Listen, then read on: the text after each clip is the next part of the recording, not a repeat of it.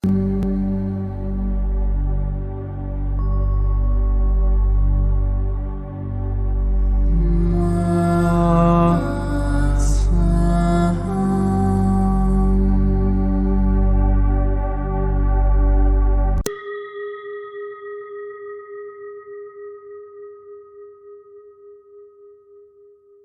qui suit est la transcription d'un échange entre Mathias de Stefano, désigné ici comme moi, et son soi supérieur, désigné comme je suis.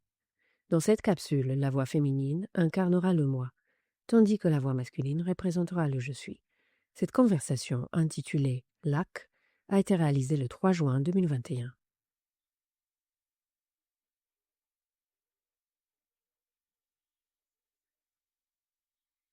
Tu n'as rien à dire? Non.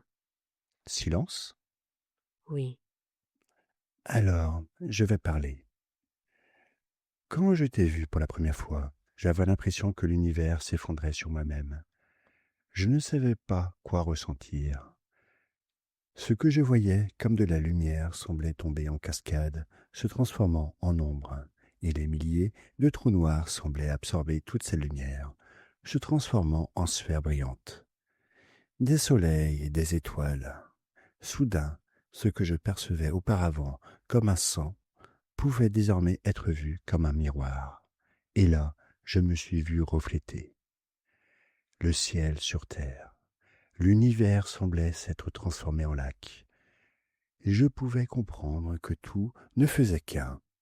Et pourtant, je voyais que tout était exactement le contraire. La lumière était devenue ténèbres, et les ténèbres, lumière.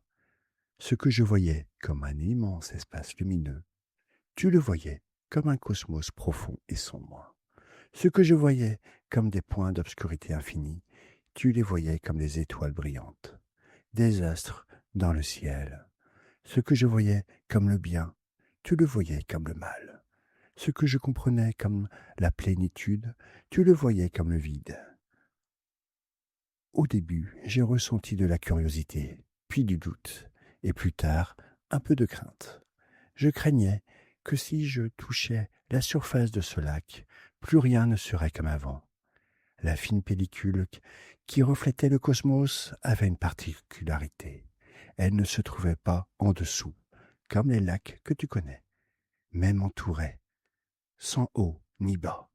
Je la voyais dans toutes les directions, et je n'ai eu d'autre choix que de m'en approcher, comme en lévitant et en suivant son orbite.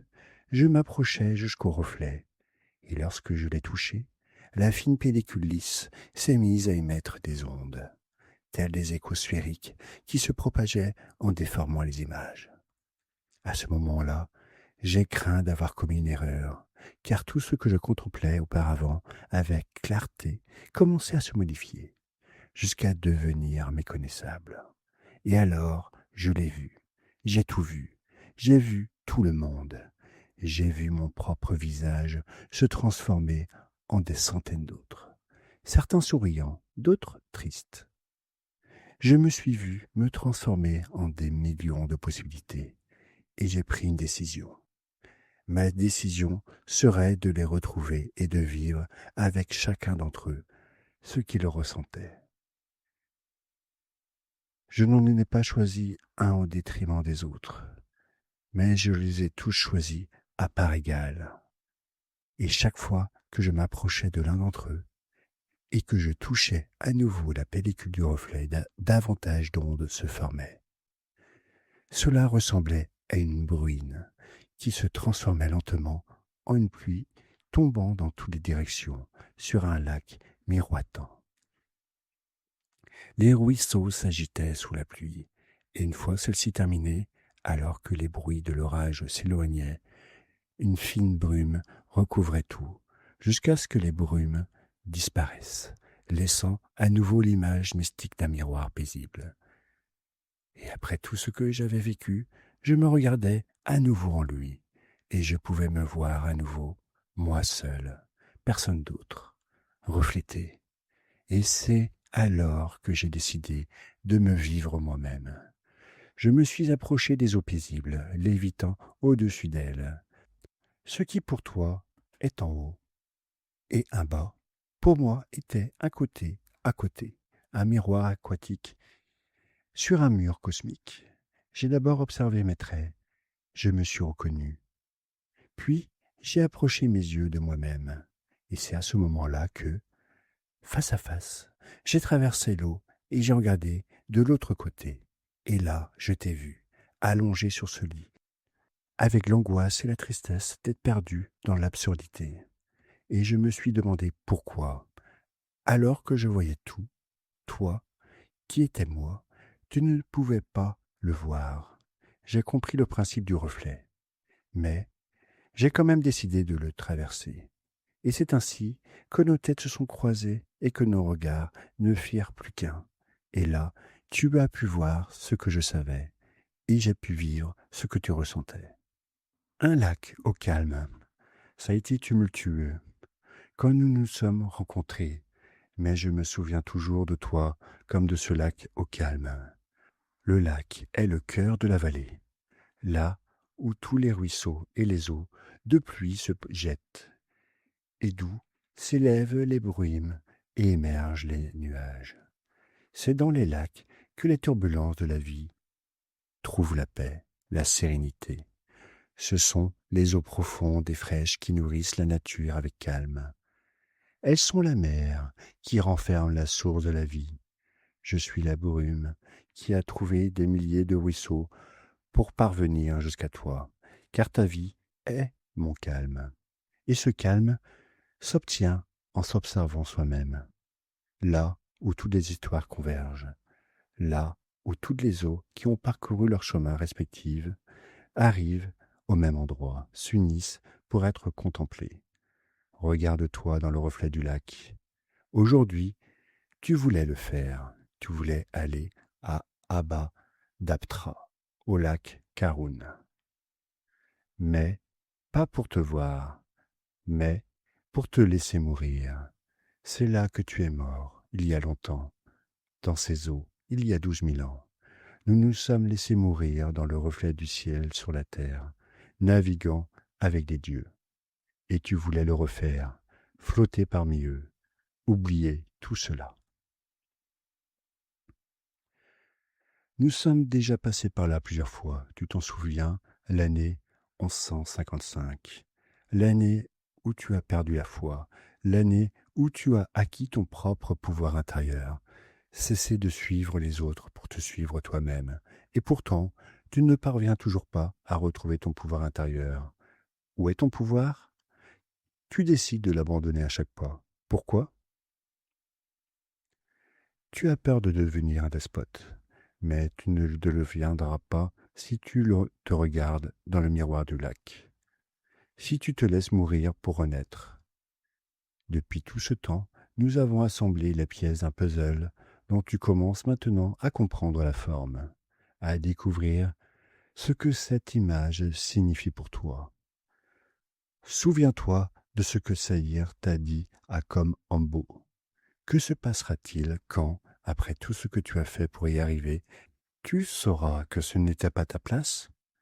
Abandonner le pouvoir, le contrôle, regarde-toi dans le miroir, tout comme je le fais en t'observant. C'est ta tâche la plus difficile de toutes pour toi. Elle implique que, même en sachant que c'est de toi que dépend que les choses se réalisent, pour qu'elles se réalisent, tu dois te retirer. Comme lorsque j'ai détourné mon regard de toi pour te permettre de mieux voir ce que tu devais voir. Quand tu as cru que je t'abandonnais alors que je ne faisais que te donner de l'espace. Peut-être est-il temps que tu fasses de même, que tu t'assoies devant le miroir de ton cœur et que tu contemples sans jeter ni goutte ni pierre dans les temps, en aimant ce qui est de manière inconditionnelle, en laissant le lac te montrer ce que tu as accompli. Chaque ruisseau est une histoire dont tu peux voir le sens se révéler dans le reflet du lac. Oui, attends en silence. Tu dois revenir à ce cœur rempli d'histoires, des histoires qui ne t'appartiennent plus, et dont tu viens de reconnaître qu'elles ne t'appartiennent plus. Comme l'a dit Merlin, tu n'es rien, tu n'es personne. tombe amoureux du néant, du vide. Comme l'a dit Saïr, le jour viendra où tu verras que tout ce que tu as fait ne dépendait pas de toi, et que rien ne dépendra de toi. Lâche prise, laisse aller dans les profondeurs du lac, en gardant dans ton cœur ce que tu as fait, comme les eaux qui nourrissent la vie, qui entourent ton amour. Et c'est dans l'amour que tu pourras donner ce que tu croyais retenir, mais qui n'a d'autre destin que de déborder pour nourrir les rivières qui poursuivent leur voyage, tandis que ton cœur continue de refléter. C'est un deuil que nous vivons tous un jour ou l'autre, et plus nous refusons longtemps de l'affronter, plus son fardeau devient lourd au bout du chemin. Lâchez prise, laissez aller. Lâcher prise sur le contrôle de ce que tu penses pour vivre ce que tu ressens. Prends la place qui t'appartient. Le reste s'écoulera comme un torrent lorsque tu permettras à ton cœur de refléter le miroir de ce magnifique lac qui repose dans la vallée de ton âme. Laisse les larmes créer les ondulations qui donnent vie et diversité à ton cœur. Profite du silence apaisant du lac qui retient la brume et observe dans son reflet les milliers d'images de ce qui fut, de ce qui est et de ce qui sera, en sachant que tu ne peux pas en revendiquer aucune comme tienne, car chaque fois que tu chercheras à prendre le contrôle de l'une d'entre elles, elle t'échappera comme de l'eau entre les doigts. Et c'est là que tu perds le contrôle. Je sais ce que tu penses.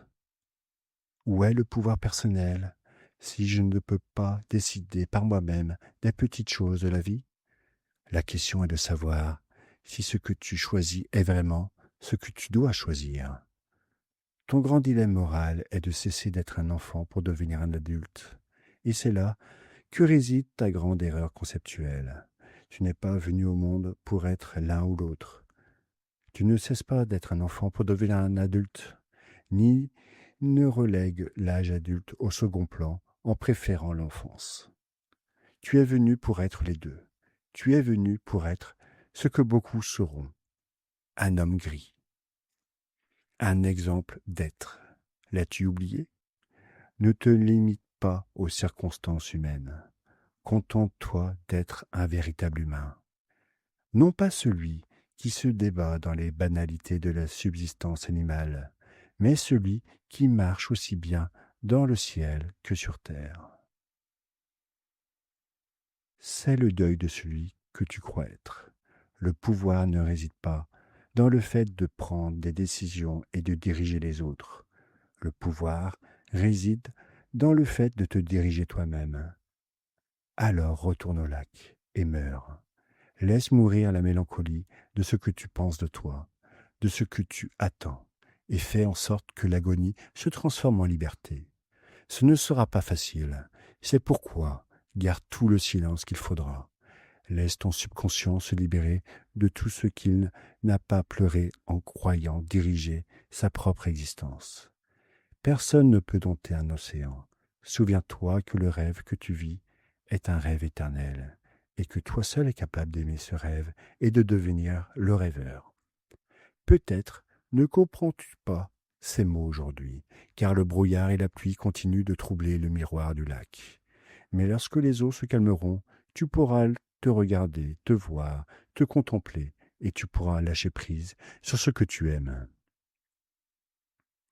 Garde le silence dont tu as besoin, mais n'oublie jamais que tu es le rêveur amoureux. Au fond du lac se trouve la dame qui attend de te rendre ton pouvoir. Il te suffit d'oser plonger dans ces eaux jusqu'au plus profond.